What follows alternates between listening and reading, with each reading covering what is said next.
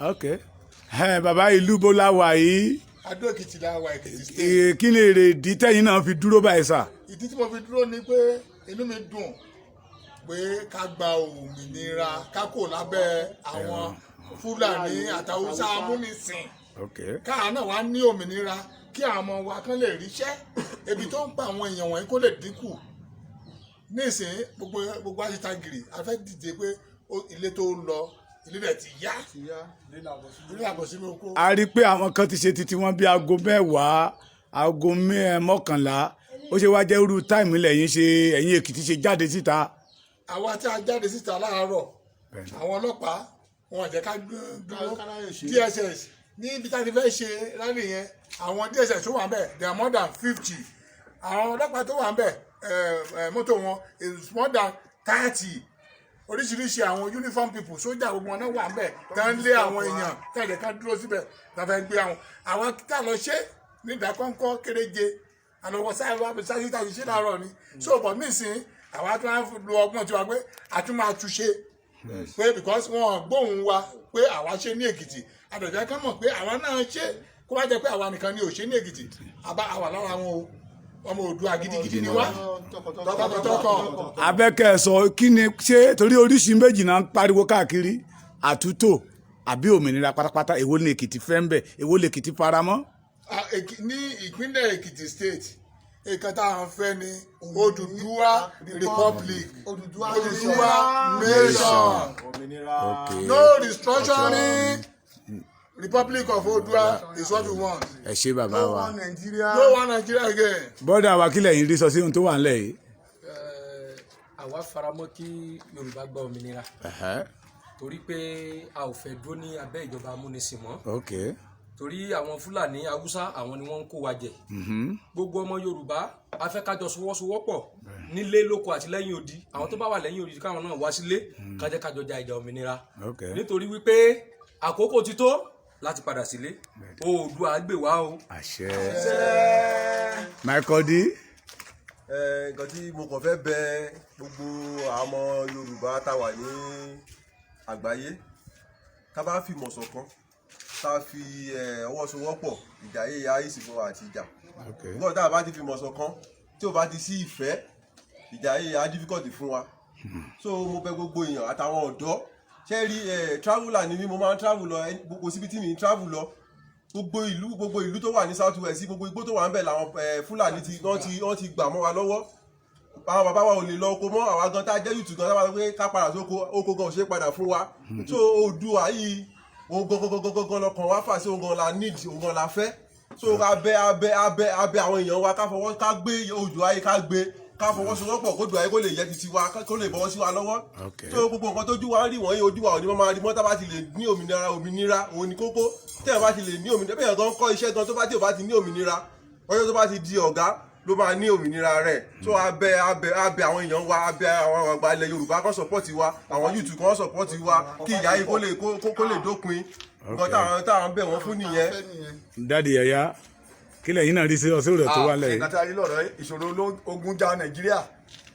àsìkò tó báyìí tó yẹ ká fọwọ́sowọ́pọ̀ pé òkè òwò ẹ̀jọ́ ẹ jẹ́ ká máa lọ fúnra wa ká lè ní ìfọ̀kànbalẹ̀ ká lè ní òmìnira ara wa náà àìmọye tó níṣẹ́ báyìí tí ò níṣẹ́ ṣe èèwọ̀ láńlọ́ọ̀dù ajáde láàárọ̀ àti jẹ́ ìṣòro àì máa yọ gẹ́lẹ́gẹ́lẹ́ kó tó wọlé lálẹ́ so ẹ jẹ́ ká jára wa gbà o iṣẹ́ ọwọ́ ò tà mọ́ ọlọ́pàá gan oṣù òṣèlú lọ́mọ́ owó náà fi ń ṣe gbogbo nǹkan báyìí bẹ̀ ṣàkóso wò ń àwọn kan dẹ̀ wà gan tán gàbalẹ̀ wa lórí tán ráìdì wa ọ̀rọ̀ tèmi ò tiẹ̀ pọ̀ tán lò wá lórí àwọn Fúlàní 60 years náà máa ń rìtáyà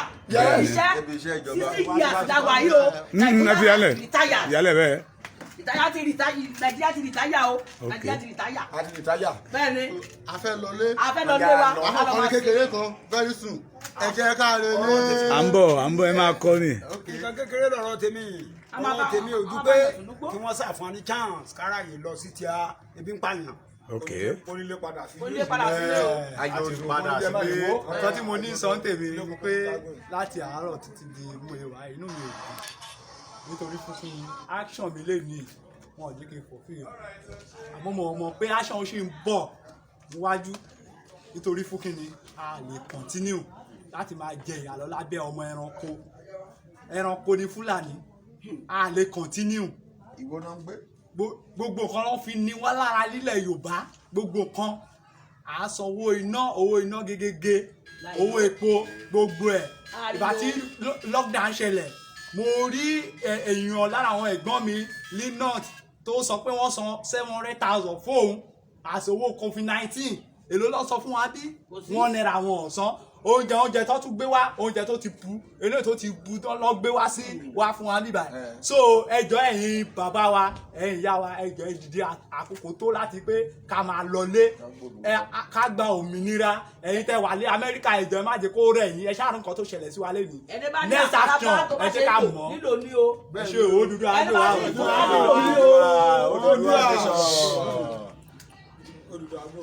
ọ̀yá ẹni bá tún fẹ́ sọ̀rọ̀.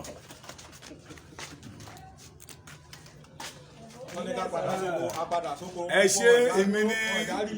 la máa ń pè ní bàbá Èkìtì ṣe rí ilé tó lọ mẹ́gbọ́ dáadáa ni mo ti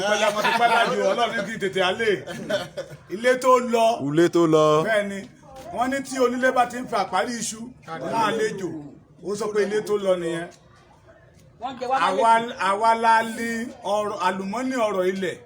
ṣùgbọ́n àjèrè ń tọ́lọ́run fún wa ẹ wo airport tó wà lẹ́kọ̀ọ́ yẹn ẹ lè rọ́mọ Yorùbá kan kó ṣiṣẹ́ níbi tó dáa ń bẹ̀ ìsádà kó jẹ́ cleaner or kó jẹ́ driver or kó jẹ́ messenger the same thing port à ń lọ ṣẹ́rí yan Yorùbá Nàìjíríà tá à ń jẹ́ Nàìjíríà ò so èso rere nínú ayé Yorùbá so enough is enough ṣe gbọ́ mi